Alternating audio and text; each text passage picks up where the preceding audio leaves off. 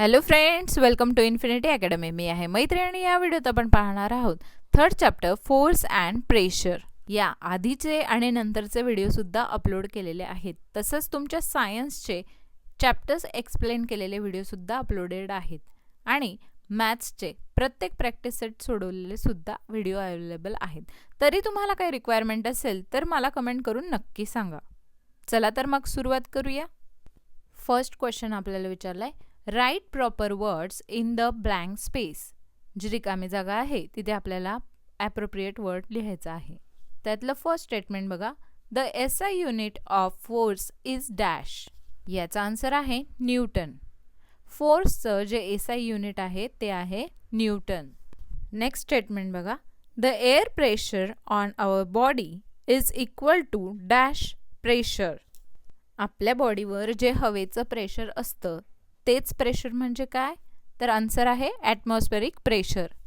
The air pressure on our body is equals to atmospheric pressure. Next statement बघा, for a given object the buoyant force in liquids of different dash is dash. तर याचा answer आहे पहिल्या याच्यात येणार density आणि दुसऱ्या याच्यात different. For a given object the buoyant force in liquids of different density is different. लिक्विडमध्ये जो बायन फोर्स आहे तो वेगवेगळ्या डेन्सिटीमध्ये वेगवेगळा असतो. नेक्स्ट स्टेटमेंट बघा, the SI unit of pressure is dash. बघा प्रेशरचं एसआय युनिट काय आहे, न्यूटन पर मीटर स्क्वेअर, ज्यालाच आपण काय म्हणतो, पास्कल. नेक्स्ट सेकंड क्वेश्चन आपल्याला मेक अ मॅच दिलेला आहे, म्हणजे आपल्याला पेअर मॅच करायचे. ग्रुप ए आणि बी दिलेला आहे. ग्रुप ए मध्ये फर्स्ट आहे फ्लुइड, तर त्याचा आन्सर आहे same pressure in all directions. Second blunt नाईफचा आन्सर आहे लोअर प्रेशर. नेक्स्ट आहे शार्प निडल. शार्प निडलचा आन्सर आहे हायर प्रेशर. नेक्स्ट फोर्थ आहे रिलेटिव्ह डेन्सिटी. रिलेटिव्ह डेन्सिटीचा आन्सर आहे स्पेसिफिक ग्रॅव्हिटी. नेक्स्ट आहे हेक्टोपास्कल, त्याचा आन्सर आहे ॲटमॉस्फेरिक प्रेशर. तर हे होते match the pair. Next question बघा, answer the following question in brief. आपल्याला काही क्वेश्चन दिलेत ते ब्रीफमध्ये एक्सप्लेन करायचे. फर्स्ट क्वेश्चन आहे, a plastic cube is release in water, will it sink or come to the surface of water. बघा जर प्लास्टिकचा क्यूब आपण टाकला तर तो फ्लोट करेल का किंवा सरफेसवर येईल का की मध्ये राहील, तर त्याचा आन्सरचा फर्स्ट पॉईंट बघा, it will float on the surface of water. बघा प्लॅस्टिक हलकं असतं आपल्याला माहिती आहे, त्यामुळे जर आपण तो क्यूब टाकला तर काय होईल, तो वरती फ्लोट करेल. सेकंड पॉईंट बघा, density of plastic cube is less than the water. आपल्याला माहिती आहे की डेन्सिटी ऑफ प्लास्टिक क्यूब काय राहील, कमी राहील, पाण्यापेक्षा कमी राहील ना, म्हणूनच तो वरती फ्लोट करेल. More buoyant force is exert on the plastic cube which lifts the cube upward and allows it to float on the surface. बघा प्लास्टिक क्यूबला जास्तीत जास्त बायन फोर्स एक्सर्ट होतो, त्यामुळे काय होतं की क्यूब जो आहे तो वरच्या वर ढकलला जातो आणि मग सरफेसवर तो फ्लोट करतो. नेक्स्ट क्वेश्चन बघा, why do the load carrying heavy vehicles have large number of wheels? अशा काही गाड्या ज्यांच्यामध्ये खूप जास्त वजनाचा मटेरियल गुड्स असतात, तर त्याला जास्त व्हेकल्सला व्हील्स जास्त का असतात, त्याला चाकं का जास्त असतात, हे आपल्याला विचारलं आहे. आन्सर बघा, it distribute the weight over great area and lesser the fatigue on the street. बघा जेवढे जास्त व्हील्स त्यामुळे काय होतं, एरिया, वजनाचा जो एरिया आहे तो डिस्ट्रीब्यूट होऊन जातो आणि त्यामुळे त्याचा स्ट्रेस कमी होतो, ताण कमी होतो. सेकंड पॉईंट बघा, greater the area lesser is the pressure. म्हणजे एरिया वाढला म्हणजे आपोआप काय होणार, प्रेशर कमी होणार. नेक्स्ट क्वेश्चन बघा, how much pressure do we carry on our head, why don't we feel it. मग आपल्याला त्याची जाणीव का होत नाही. आन्सरचा फर्स्ट पॉईंट बघा, we carry atmospheric pressure on our head. आपल्या डोक्यावर आपण कुठलं प्रेशर कॅरी करतो, तर atmospheric pressure. Air एक्झर्ट्स pressure equally for all directions on our body. आपल्याला माहिती आहे हवेचं जे प्रेशर आहे ते सगळ्या साईडने काय असतं, सेम असतं. नेक्स्ट पॉईंट बघा, we do not feel it because the pressure inside our body balance the atmospheric pressure acting on us. आपल्याला हे ॲटमॉस्फेरिक प्रेशर फील होत नाही कारण आपली बॉडी ह्या ॲटमॉस्फेरिक प्रेशरला बॅलन्स करते. कारण आपल्याला माहिती आहे आपल्या बॉडीमध्ये काय असतात, कॅव्हिटीज असतात जे की एअरने भरलेले असतात, नंतर आर्टरीज असतात, व्हेन्स असतात जे ब्लडने भरलेले असतात. हे सगळं ते एअर प्रेशर बॅलन्स करत असतात. फोर्थ क्वेश्चन आपल्याला विचारलं आहे, वाय डज इट हॅपन्स. त्यातला एक क्वेश्चन आहे, a ship dips to a large depth in fresh water as compare to marine water. बघा जे शिप्स असतात, मोठे जे शिप्स असतात, तर ते जर फ्रेश वॉटरमध्ये आपण सोडले तर ते डेप्थमध्ये म्हणजे खाली बुडतात, पण मरीन वॉटरमध्ये तसं होत नाही. तर हे का होतं? आन्सरचा फर्स्ट पॉईंट लिहा, marine water is denser than fresh water so it provides more बॉइंट force. बघा आपल्याला माहिती आहे मरीन वॉटर जे असतं, समुद्राचं जे पाणी असतं त्यामध्ये अनेक क्षार असतात, त्यामुळे हे पाणी काय असतं, डेन्सर असतं. त्यांची डेन्सिटी ही जास्त असते गोडे पाण्यापेक्षा, म्हणून जे मरीन वॉटर आहे त्यामध्ये जास्त बाइंड फोर्स अप्लाय होतो. आन्सरचा सेकंड पॉईंट लिहा, therefore a ship dippers in fresh water. त्यामुळे काय होतं, शिप फ्रेश वॉटरमध्ये खाली खाली बुडते. नेक्स्ट क्वेश्चन बघा, fruit can easily be cut with a sharp knife. बघा धारदार जर चाकू असेल तर फळं इझिली कट होता. हे का होतं? आन्सरचा फर्स्ट पॉईंट लिहा, effect of force increases when the area is small. बघा इफेक्ट ऑफ फोर्स इन्क्रीजेस म्हणजे फोर्स जास्त लागतो केव्हा, जेव्हा एरिया कमी असतो, आणि जेव्हा एरिया जास्त असतो तेव्हा फोर्स कमी होतो. मग त्यामुळे ज्या वेळेला शार्प नाईफ असेल तर फळं इझिली कट होतात. सेकंड पॉईंट लिहा, since the edge is sharp tremendous pressure is exert on a small area on the fruits due to which they get cut easily. Sharp जर ब्लेड असेल तर त्या टोकाला एरिया अगदी कमी असतो, वरून आपण जेव्हा कट करताना फोर्स लावतो तो कमी एरियामध्ये खूप जास्त होतो, त्यामुळे फळ इझिली कट होतं. नेक्स्ट क्वेश्चन बघा, the wall of a dam is broad at its base. बघा डॅमची जी वॉल असते ती बेसला ब्रॉड असते, तसं का असतं? फर्स्ट पॉईंट लिहा, water pressure increases with depth. बघा जितकं डेप्थ असेल तेवढं वॉटर प्रेशर काय असतं, जास्त असतं. Therefore, the wall of dam is made broader at its base to withstand greater pressure. बघा त्यामुळे काय असतं, जी बेसची वॉल आहे, खालची जी वॉल आहे ती ब्रॉड केली जाते, जेणेकरून जे वॉटरचं हायर प्रेशर आहे ते तिने झेपलं पाहिजे. नेक्स्ट क्वेश्चन बघा, if a stationary bus suddenly speed up passengers are thrown in the backward direction. Stationary म्हणजे काय, स्तब्ध. एकाच याच्यात जर बस जात असेल आणि अचानक जर त्याने स्पीड वाढवला तर पॅसेंजर सगळे मागे का खेचले जातात हे आपल्याला सांगायचं आहे. आन्सरचा फर्स्ट पॉईंट लिहा, due to inertia of rest. तर याचा आन्सर आहे inertia of rest. Passenger tends to remain at the rest when the bus suddenly speed up. बघा बसचा स्पीड अचानक वाढून जातो, त्याच्या अगोदर सगळे कसे असतात, रेस्ट पोझिशनला असतात. मग हे सगळं कशामुळे होतं, इनर्शिया ऑफ रेस्टमुळे. सेकंड पॉईंट बघा, hence they are thrown backward. त्यामुळे काय होतं, ते मागे ताणले जातात. नेक्स्ट फिफ्थ क्वेश्चन आपल्याला विचारलं आहे, कम्प्लीट द टेबल. त्यातला फर्स्ट टेबल आहे, यामध्ये आपल्याला मास दिलं आहे, व्हॉल्यूम दिलं आहे आणि डेन्सिटी दिली आहे. त्यामुळे आपण हे दोन फॉर्म्युले वापरायचे, density equal to mass upon volume आणि mass is equal to density upon volume. First रोचा आपण आन्सर काढणार आहोत. गिवन काय दिलं आपल्याला, 350 kg मास आहे आणि व्हॉल्यूम आहे 175 मीटर्स क्यूब. मग डेन्सिटीचा फॉर्म्युला लिहिणार, density equal to mass upon volume.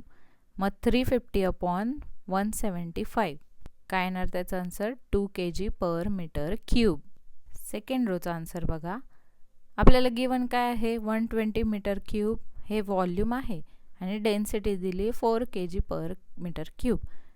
मग आपण फॉर्म्युला यूज करणार, mass is equal to density multiply by volume. मग 4 मल्टिप्लाय बाय 190 किती होता 760 kg मास आलेला आहे. आपलं आन्सर आलेलं आहे टेबलमध्ये. तर तुम्ही नुसतं आन्सर लिहायचं नाही, तर जसं मी सॉल्व केलेलं आहे तसं पूर्ण स्टेप बाय स्टेप लिहायचं आहे, मगच आन्सर फिल करायचं आहे. नेक्स्ट सेकंड चार्ट आपल्याला दिला ज्याच्यामध्ये density of metal, density of water आणि रिलेटिव्ह डेन्सिटी हे 3 कॉलम दिलेले आहेत. फर्स्टमध्ये आपल्याला डेन्सिटी ऑफ वॉटर दिलेली आहे आणि रिलेटिव्ह डेन्सिटी दिली आहे. आपल्याला डेन्सिटी ऑफ मेटल काढायची आहे. यासाठी आपण फॉर्म्युला यूज करणार आहोत, relative density equal to density of metal upon density of water. First रोचं आपण लिहिणार आहोत. गिवन काय आहे डेन्सिटी ऑफ वॉटर आणि रिलेटिव्ह डेन्सिटी. फॉर्म्युला लिहिणार, त्यानंतर density of metal is equal to काय येणार 5 मल्टिप्लाय बाय 10⁻³ मग त्याचा आन्सर येणार 5 multiply by 10⁻³ kilogram per metre cube. Second रोमध्ये बघा आपल्याला काय दिले, रिलेटिव्ह डेन्सिटी काढायची आहे. डेन्सिटी ऑफ मेटल आणि वॉटर दिलेला आहे. आपल्याला फॉर्म्युला माहिती आहे relative density equal to density of metal upon density of water. मग या व्हॅल्यू पुट करायचा 8.5 मल्टिप्लाय बाय 10⁻³ अपॉन 10⁻³ आन्सर काय येणार 8.5. अशा पद्धतीने सेकंड टेबल आपला कंप्लीट झालेला आहे. नेक्स्ट टेबल आपल्याला दिलेला आहे वेट, एरिया आणि प्रेशरचा.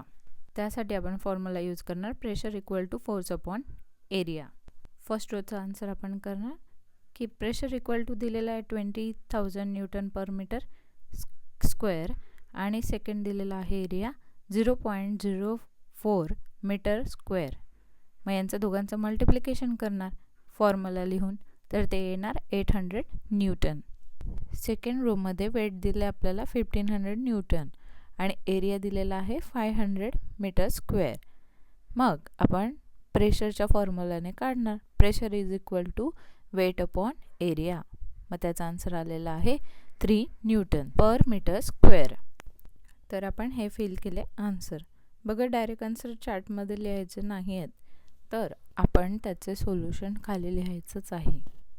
नेक्स्ट 6th क्वेश्चन आपल्याला विचारलं आहे, the density of metal is 10.8 multiply by 10⁻³ kg per metre cube. Find the relative density of the metal. बघा न्यूमेरिकल आलं म्हणजे टेन्शन घ्यायचं नाही. तर सगळ्यात पहिले आपल्याला काय करायचं आहे, जे गिवन आहे ते लिहून घ्यायचं आहे. डेन्सिटी ऑफ मेटल लिहून घ्यायचं आहे आणि डेन्सिटी ऑफ वॉटर आपल्याला माहिती आहे 1 multiply by 10⁻³ kg per metre cube. त्यानंतर आपण फॉर्म्युला लिहून घ्यायचं आहे relative density equal to density of metal upon density of water. बघा जे काही 3-4 फॉर्म्युले चॅप्टरमध्ये आलेत ते बाय हार्ट लर्न करून घ्यायचे आहेत. आता आपण त्याचं सोल्युशन लिहूया. बघा जसं फॉर्म्युला दिला आहे तसं व्हॅल्यू पुट करायच्या. मग आन्सर काय आलं 10.8. दोघांचं युनिट सेम असल्यामुळे ते कट होतं, त्यामुळे रिलेटिव्ह डेन्सिटीला कुठल्याही प्रकारचं युनिट नसतं, कारण मेटल आणि वॉटर हे आयडेंटिकल क्वांटिटीज आहेत, त्यामुळे रिलेटिव्ह डेन्सिटीला युनिट येत नाही. 7th क्वेश्चन आपल्याला विचारलं आहे, volume of an object is 20 cubic centimeter and the mass is 50 gram. Density of water is 1 gram negative cubic centimeter. Will the object float on the water or sink in water? बघा आपल्याला दोन गोष्टींचे density आणि मास दिलेले आहेत आणि विचारलं आहे की जे ऑब्जेक्ट आपण पाण्यात टाकणार आहोत ते तरंगेल का सिंक होईल, मध्ये जाईल पाण्याच्या. आपल्याला आन्सर तर दिलेलं आहे की सिंक होईल, पण ते कसं ते काढायचं आहे. कुठल्याही न्यूमेरिकलचं सगळ्यात पहिले आपल्याला गिवन लिहून घ्यायचं आहे. तर गिवन काय दिलेलं आहे आपल्याला व्हॉल्यूम ऑफ ऑब्जेक्ट दिलेला आहे, mass of object and density of water दिलेली आहे. त्यानंतर आपण लिहिणार आहोत फॉर्म्युला काय आहे, density is equal to mass upon volume. त्याच्या वाईज आपण व्हॅल्यू पुट केल्या 50/20. मग काय आलं त्याचा answer 2.5 gram per cubic centimetre. म्हणजेच since 2.5 gram per cubic is greater than 1 gram per cubic, the density of object is greater than density of water. मग आपण स्टेटमेंट लिहिणार, the object will sink in the water. अशा पद्धतीने object जो आहे तो वॉटरमध्ये sink करणार. 8th क्वेश्चन बघा. The volume of a plastic covered sealed box is 350 centimeter cube and the box has a mass of 500 gram. Will the box float on water? What will be the mass of water displaced by the box? बघा, प्लास्टिकने covered seal असा एक box आहे जो आपण पाण्यात टाकला तर त्याचा आपल्याला व्हॉल्यूम दिलेला आहे आणि मास दिलेला आहे. मग त्याच्यामुळे पाणी किती डिस्प्लेस होतं हा प्रश्न एक विचारला आहे आणि बॉक्स हा फ्लोट होईल का पाण्यात हा दुसरा प्रश्न विचारला आहे. सगळ्यात पहिले आपण गिवन लिहून घ्यायचं आहे. Volume of box 350 cubic centimetre, mass of box 500 gram, density of water 1 gram per cubic centimetre हे आपल्याला माहिती आहे. त्यानंतर फर्स्ट स्टेप आपण करणार की find the density of box. बॉक्सची पहिले डेन्सिटी काढणार. Density equal to mass upon volume. मग 500/350 किती होता 1.43 ग्रॅम पर क्युबिक सेंटीमीटर. मग आपल्याला विचारलं तर फ्लोट करेल का सिंक करेल, म्हणून तुम्ही लिहा since the density of box is 1.43 gram per cubic centimetre is greater than the density of water which is 1 gram per cubic centimetre. Box will sink म्हणजे काय, थोडा पाण्यात तो बुडेल. पुढे आपल्याला विचारलेलं होतं की मास किती डिस्प्लेस झालेलं असेल पाण्याचं ज्या वेळेला बॉक्स त्या पाण्यात जाईल. तर त्याचा आन्सर आपण लिहायचं आहे when the box sinks completely it displace water equal to its volume. जेवढा बॉक्स बुडणार आहे तेवढंच व्हॉल्यूमचं पाणी पण डिस्प्लेस होईल ना. मग आपण लिहिणार mass of water displace equal to density of water multiply by volume of box.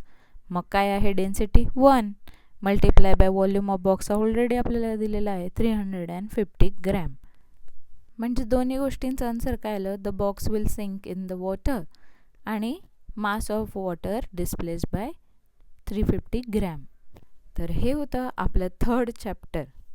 या आधीचे आणि नंतरचे व्हिडिओसुद्धा तुम्हाला दिलेले आहेत. तरी काही तुम्हाला रिक्वायरमेंट असेल तर मला कमेंट करून नक्की सांगा. मॅथ्सचे सुद्धा आपण एक्सरसाइज सोडवलेले आहेत ते सुद्धा बघा. सायन्सचे हे क्वेश्चन समजायला जड जात असतील तर लेक्चर्सचे व्हिडिओसुद्धा अपलोड केलेले आहेत ते सुद्धा बघा. चला तर मग भेटूया पुढच्या व्हिडिओमध्ये. थँक्यू.